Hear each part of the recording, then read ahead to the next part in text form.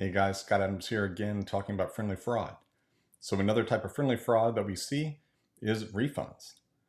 The person may make a payment, they may buy something, with a credit card on your site, and then decide that they can't pay for it. Maybe they had that plan all along that they weren't going to pay for it.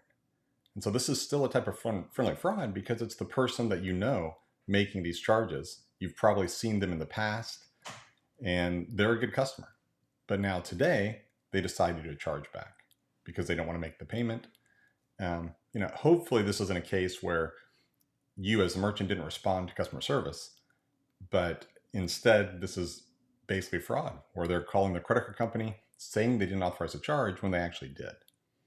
The best defense for this is kind of twofold. Is one, think about having good rules in place that fit your data, fit normal practices with your consumer. So if you look at your data and you look at your product and your business and find that generally you won't have a duplicate here, someone won't buy this twice, then that should be a signal if they do. You can also look at data around, if your product is one that people buy often or buy multiple times, how often does it make sense? What's a minimum maximum that makes sense to be in a rule to prevent people from going outside of that?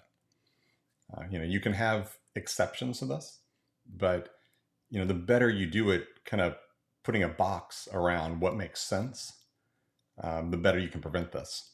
Additionally, though, just good customer service, making sure you respond rapidly to refund requests. Respond rapidly if you're a subscription good. Make sure that you cancel subscriptions. So, if you do a refund, make sure it cancels.